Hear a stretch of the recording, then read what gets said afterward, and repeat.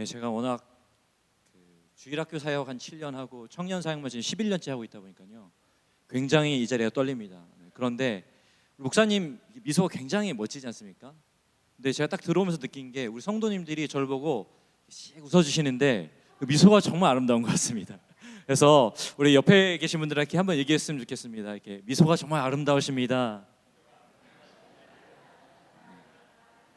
네, 제가 많이 떨리는데요. 이렇게 단추 하나만 풀고 조금만 편하게 하겠습니다. 네. 오늘 우리가 시편 63편의 말씀을 읽었는데요. 우리가 잘 알고 있듯이 다윗은 그 인생에 질고가 참 많은 사람이었습니다. 함께 읽었던 시편 63편의 말씀도 다윗이 광야에 있을 때 드렸던 고백입니다.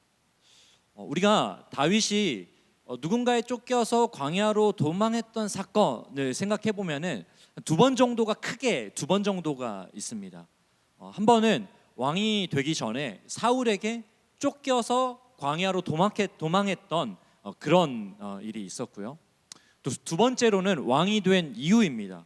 왕이 된 이후에 아들 압살롬이 반역해서 그 반역을 피해서 도망했던 때, 이렇게 두 번 다윗이 크게 광야로 도망했던 시절이 있는데요. 이 시편 63편의 말씀은 어떤 상황인지 정확하게 설명하고 있지는 않습니다.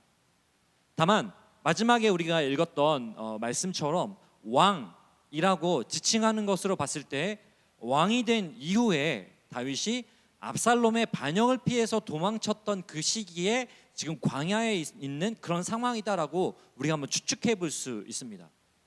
그렇다면은 지금 다윗의 상황을 우리가 한번 생각해 볼 수 있습니다. 사울에게 쫓겨다니던 그 시절, 그 어려웠던 시절, 그 힘든 시절을 다 견뎠습니다.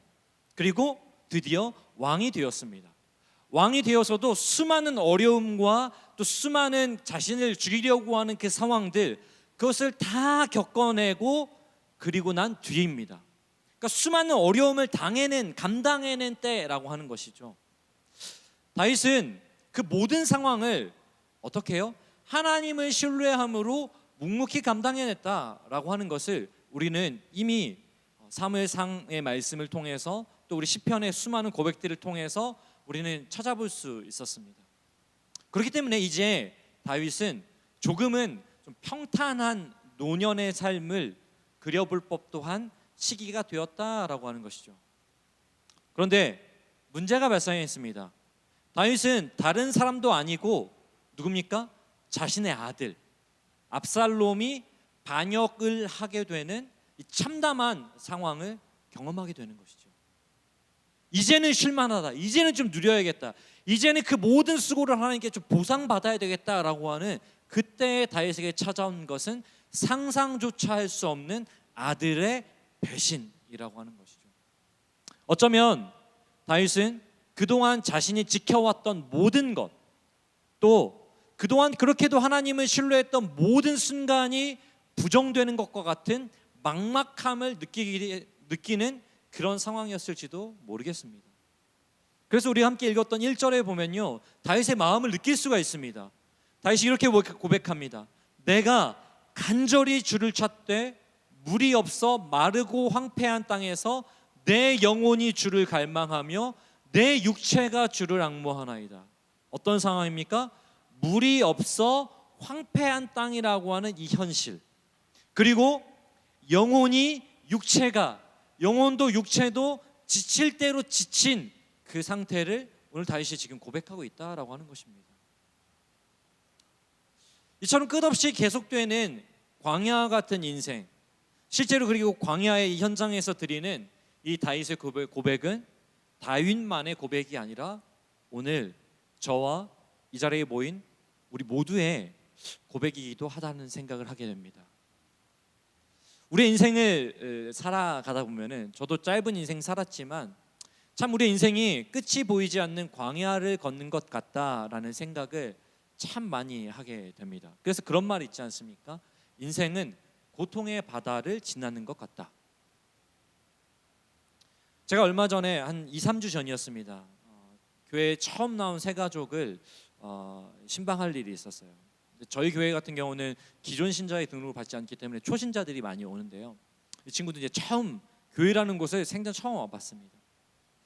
그런데 너무나 감사한 것은 교회 나온 지 이제 4주 됐는데 출퇴근길이 한 30분 되는데 그 출퇴근길에 찬양을 들으면서 목사님 제가 하나님은 잘 모르겠는데요.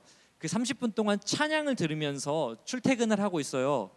그래요? 어떤데요? 그랬더니 너무 위로가 되어요. 무슨 찬양 들어요? 궁금하잖아요. 네, 나 같은 죄인 살리시 이런 거 들을까? 뭐 이런 생각으로 제가 무슨 찬양 들어요? 이렇게 물어봤더니 이 찬양 들어보셨는지 모르겠습니다. 왜 나를 깊은 어둠 속에 홀로 두시는지 어두운 밤은 왜 그리 길었는지 떨려서 찬양이 잘 안 되네요. 광야에 서 있네 하면서 그 뒤 가사 있잖아요. 주님만 내 도움이 되시고 주님만 내 빛이 되시는 주님만 내 친구 되시는 광야, 뭐 이런 찬양 있잖아요. 광야를 지나며라는 찬양이죠. 이런 찬양을 들으면서 은혜를 많이 받으면서 출퇴근한다라고 하는 것입니다. 출근하는 그 순간이 광야를 가는 것 같아요. 고작 28살 된 청년의 고백이었습니다. 또 이제 막 30살이 된 자매가 저에게 신방을 하면서 이런 고백을 하는 겁니다. 목사님, 한 3달, 4달 전이었던 것 같아요. 목사님, 결혼을 준비하고 있는데 갑상선에 혹이 발견되었어요. 암일 수도 있대요. 기도해 주세요. 그리고 와서 급하게 진행이 되면서 다행히 수술을 했는데 악성은 아니다. 잘 관리하면 된다. 목사님 너무 감사해요. 그렇게 한 2달 전에 이제 그렇게 결정이 됐습니다. 그리고 불과 3주 전에 또 갑자기 저한테 연락이 왔어요. 목사님, 예배 드리려고 기다리는데 급하게 집에 갔다는 거예요. 왜 그러냐 봤더니 어머님의 신장에 물혹이 터져가지고 응급실에 급하게 실려가셨어요. 그래서 그날 또 전화해가지고 어떠니 어머니 괜찮으시대요. 잘 회복하시면 될 것 같아요. 좀만 추적하면 될 것 같아요. 그래서 같이 기도했습니다. 근데 목사님 기도할 게 하나 더 있어요. 뭔데? 그랬더니 자기도 결혼 준비하고 있는데 동생도 결혼을 준비하는데 동생의 남자친구가 이단 교회에 출석하고 있어서 꽤 긴 시간 동안 그 부분에 대해서 고민하다가 결국 파혼을 하는 것으로 결정했어요. 동생의 마음을 위해서 기도해 주세요. 근데 목사님 또 하나 기도 부탁드릴 게 있어요. 뭔데? 이렇게 과도한 스트레스가 반복되면서 제가 이제 결혼을 준비하고 있는데 3개월 동안 무월경 증상이 나타나고 있어요. 결혼을 준비하는 자매에게 너무나 답답한 상황이지 않겠습니까? 목사님 근데 다른 이유 하나 없고요. 스트레스 때문에 그렇대요. 하나님께서 왜 이렇게 저를 지치게 하시고 광야에 놔두시는지 모르겠어요. 그래서 이런 광야 같은 인생을 걸어가는 것은 비단 나이가 40, 50, 60을 넘어서 광야 같은 인생을 살고 있구나라고 하는 것을 깨닫는 것이 아니라 나이가 10살이 되든 20살이 되든 30살이 되든 우리의 인생은 참 광야를 걷는 것 같다라는 생각을 하게 됩니다. 그래서 좀 이렇게 이런 인생길을 걷는 우리의 가슴을 울리는 많이 생각나는 그런 찬양이 있는데 저는 이런 찬양이 참 많이 생각납니다. 지치고 상한 나의 마음을 주여 받아주소서. 이런 찬양이 정말 우리의 삶 속에서 정말 많이 고백되는 것 같습니다. 간절히 바랬던 것들이 실패로 돌아갔을 때, 애써 지켜왔던 마음이나 우리의 자존심 또는 자존감이 무너졌을 때 우리는 지칠 대로 지쳐 광야에 있는 것 같다라는 생각을 하게 됩니다. 광야와 같은 인생, 살아가며 또 마주하게 되는 광야와 같은 현실. 여러분, 우리는 과연 어떻게 그것을 잘 감당할 수 있을까요? 저는 이 답을 오늘 다윗의 고백에서 찾았습니다. 8절에 보면요, 다윗이 이렇게 고백합니다. 나의 영혼이 주를 가까이 따르니. 근데 이 말씀을요, 세번역에서는 이렇게 고백합니다.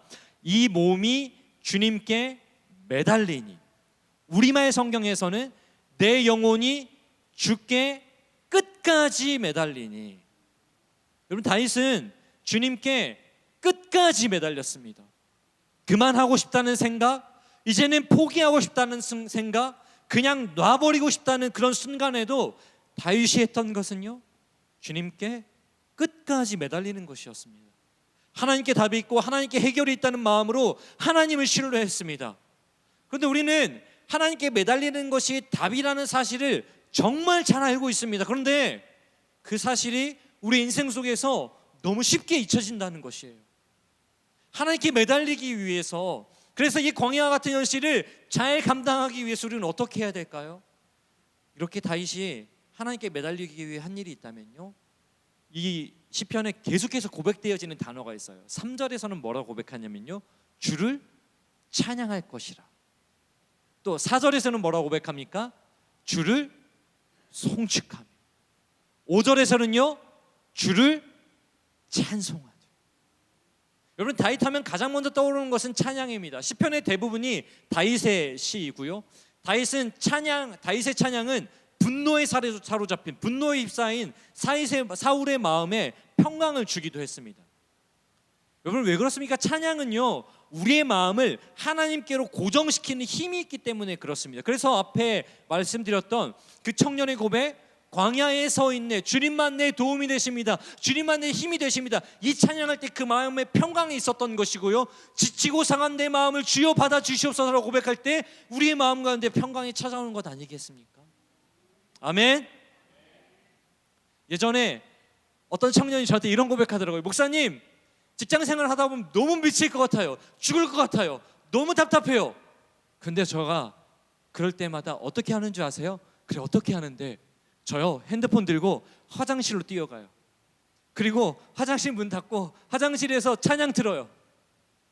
그리고 찬양 한 곡 들으면서 내 마음을 하나님께 올려드리면서 이 답답한 순간을 극복하곤 합니다. 또 어떻습니까? 여러분, 우리가 성경 읽기 전에 찬양 한 곡 차분히 부르면서 주께와 엎드려 경배드립니다, 이렇게 찬양하면 어떻습니까? 우리의 분주한 마음이 정돈되고 말씀이 살아서 우리의 심령을 자극하는 역사를 경험하게 되는 줄로 믿습니다. 근데 문제는 뭐냐면요, 찬양을 해야 되는데 이 지독한 광야를 경험할 때면 찬양을 부르고 싶지도 않고, 심지어 찬양이 흘러나와도 찬양이 들리지도 않는다라고 하는 것입니다.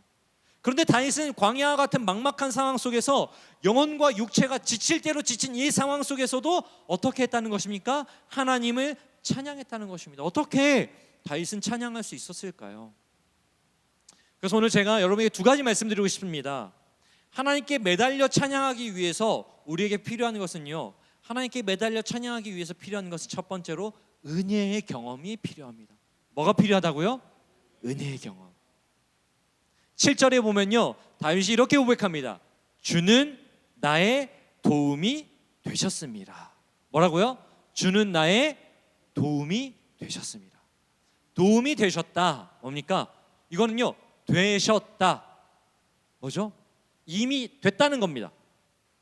이미 도움을 경험한 사람의 고백입니다. 세번역에서는 그래서 이렇게 고백합니다. 주님께서 나를 도우셨기에.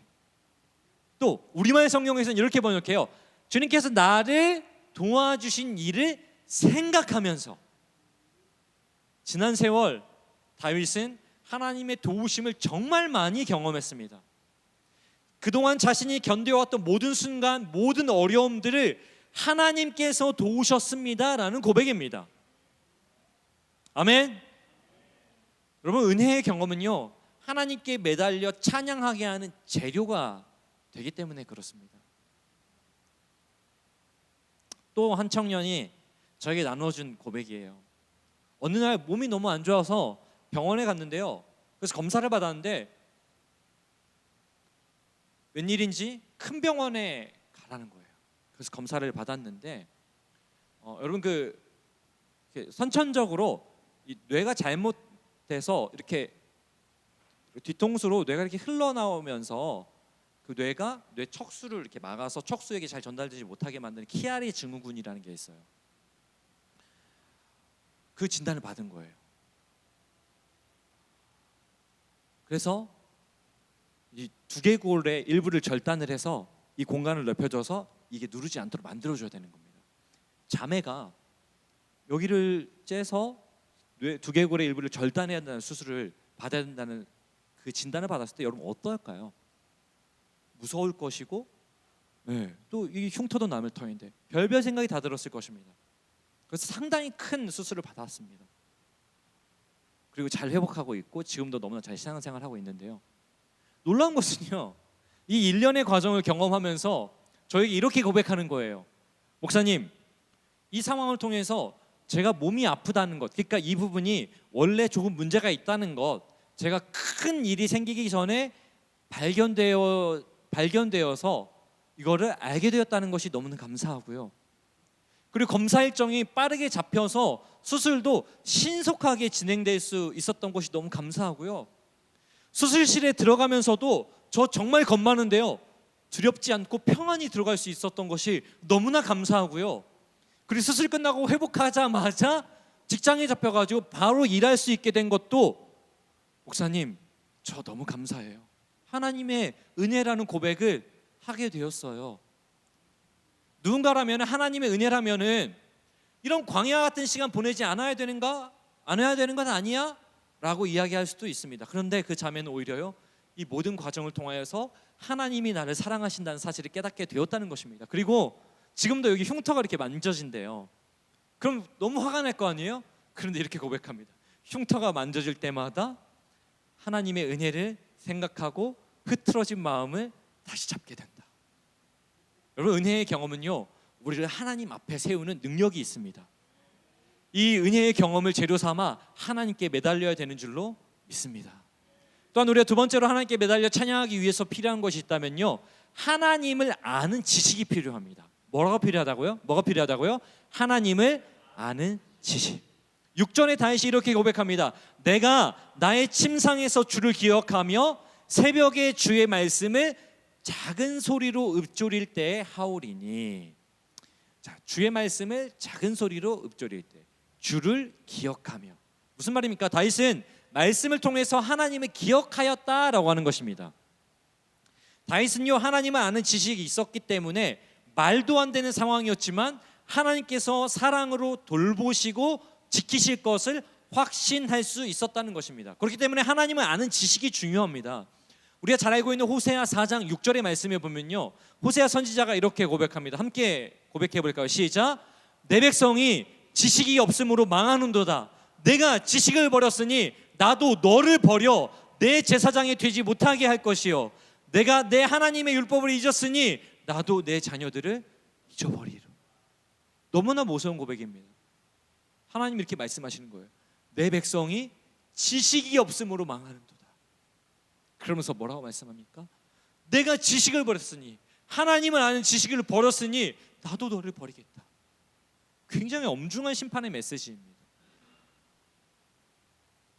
그래서 호세아 선지자가 이스라엘 백성들에게 이렇게 눈물의 고백으로 호세아 6장 3절에서 이 백성에게 외칩니다. 우리 함께 이 말씀도 같이 한번 읽어봅시다. 시작. 그러므로 우리가 여호와를 알자, 힘써 여호와를 알자. 그의 나타나심을 새벽빛같이 어김없나니 비와 같이 땅을 적시는 늦은 비와 같이 우리에게 임하시리라 하니라. 아멘. 6장 6절에서는 또 이렇게 고백합니다. 나는 인애를 원하고 제사를 원하지 아니하며 번제보다 무엇을요? 하나님 아는 것을 원하노라. 하나님을 아는 지식은 하나님을 신뢰하며 하나님께 매달려 찬양하게 하는 힘이 있습니다. 그 지식을 버리는 순간요, 하나님으로부터 멀어지게 되어 있습니다. 이것이 성경이 우리에게 가르쳐주는 메시지예요. 오늘 자꾸 슬픈 얘기를 많이 하게 되는데요, 2년 전에 제가 애가 셋이 있거든요. 그렇게 안 보이시는 표정인 것 같은데, 네, 지금 이제 큰 애가 저희 딸인데 이제 중3이 이제 되었습니다. 2년 전에 중학교를 입학하는 그 타이밍에 너무 체를 많이 해서 소화불량으로 너무 고생하길래 조금 큰 내과에 데려갔습니다. 그래서 의사 선생님이 음식물 남았나 보자 해서 초음파를 했는데 놀랍게도 저희 딸의 뱃속에서 이 자궁과 이 등 사이 이 뒤쪽에 척추 신경과 연해 가지고 13cm짜리 종양이 자라고 있다는 것을 발견하게 됐습니다. 크죠? 신경 섬유종이라고 하더라고요. 그래서 뭔지 몰라서 찾아봤어요. 그랬더니 그냥 너무 단정적으로 암이라고 써 있었어요. 너무나 무서웠습니다. 지금 목사인데 목사가 이렇게 믿음이 약할 수 있구나를 처절하게 깨닫는 시간이었습니다. 2달 동안 검사, 진료 이런 과정을 막 했어요. 그래서 이제 수술을 하게 되었습니다. 이제 중학교에 입학하는 사춘기 소녀에게 이 모든 과정이 너무나 힘들었을 거예요.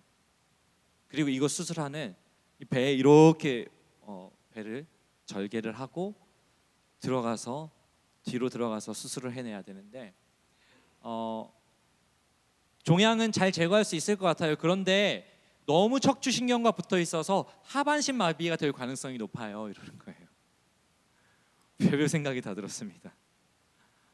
그렇게 7시간의 수술을 하였습니다.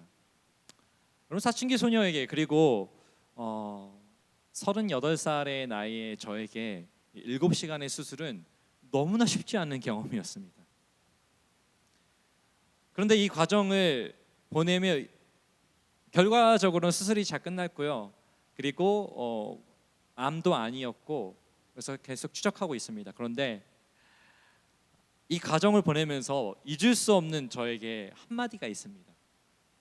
수술이 다 끝나고 퇴원해서 회복의 시간을 보내던 딸이 저한테 이렇게 얘기하는 거예요. 내가 힘들긴 힘들었는데 이 시간을 통해서 엄마 아빠가 나를 얼마나 사랑하는지 알게 됐어. 부모님들 어떠세요? 이런 고백 들었을 때 어떨 것 같아요? 네. 주님 만났을 때 정도의 기쁨이었습니다. 왜냐하면 너무 예민한 시기를 보내고 있었어요. 막 동생들한테 막 소리 지르고 남자애 둘인데 막 기를 못 펼 정도로 저는 제 딸이 웬만한 사람보다 더 무서웠었습니다. 그랬던 딸이 훌쩍 어른이 된 것 같아서 너무나 감동이 되었어요. 그런데 한편으로는요, 좀 당혹스러웠습니다. 왜 그랬을까요? 저는 한 번도 제 딸을 사랑하지 않은 적이 없습니다. 근데 이 힘든 과정을 지나고 나서야 그 사실을 알았다는 것이 조금 당혹스럽고 좀 속상했습니다. 물론 엄마 아빠가 자기를 사랑하는 것 알고 있었겠죠. 그런데 무엇입니까? 우리 딸에게 이 힘든 광야와 같은, 불과 13살짜리 아이가 광야와 같은 시간을 보내면서 부모님의 사랑이 가슴 깊이 다가오고 새겨졌다라고 하는 것입니다. 다윗은요, 지금껏 자신의 삶을 신실하게 인도하고 지켜오신 하나님을 아는 지식이 있었습니다. 그 경험이 있었습니다. 지금 처한 상황을 어떻게 내가 이 압살롬 이 상황을 극복해야지라고 하는 그 극복에 대한 지식과 암보다 무엇가 더 앞섰냐면 하나님에 대한 지식, 하나님을 아는 지식이 다윗은 더 앞섰던 것입니다. 그렇기 때문에 눈앞의 상황은 막막하고 답답한 광야의 현실이었고요, 영혼과 육체가 지칠 대로 지쳐서 아무것도 할 수 없는 상황이었지만 하나님을 신뢰할 수 있었고, 그렇기 때문에 다윗은 오늘도 찬양하고 송축하고 찬송한다라고 거듭해서 반복할 수 있었는 줄로 믿습니다. 하나님을 힘써 알자고 했던 호세 6장 1절에 보면요, 호세아 선지자가 이렇게 고백합니다. 오라, 우리가 여호와께로 돌아가자. 우리 같이 한번 읽어봅시다.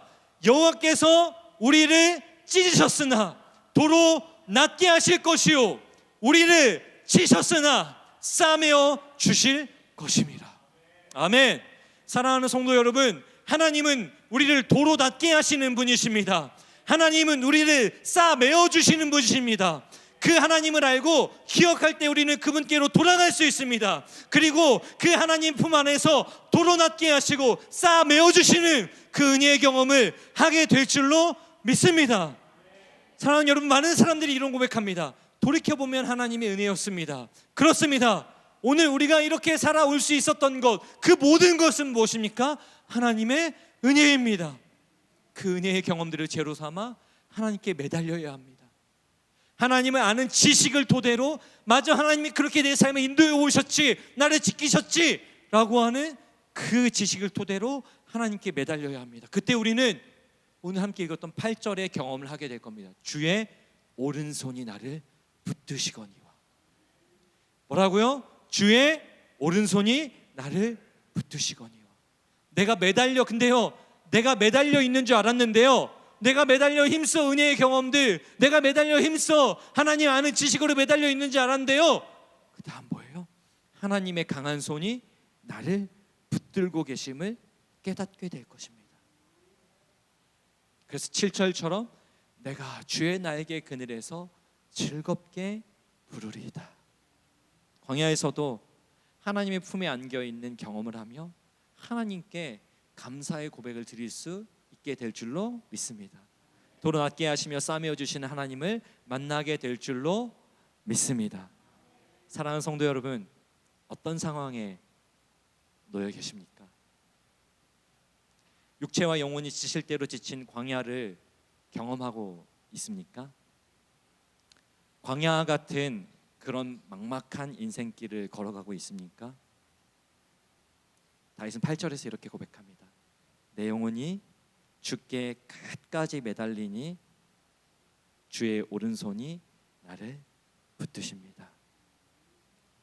끝까지 매달렸더니 매달린 게 아니라 하나님의 오른손이 나를 내가 매달린 것보다 더 강하게, 더 강력하게 붙들면서 낮게 하시고 싸매어 주시고 있음을 경험했다라는 고백입니다. 이렇게 고백하며 싸매어 주시는 하나님의 은혜를 경험하는 저와 우리 모두가 되기를 예수님의 이름으로 축복합니다. 우리 그런 마음으로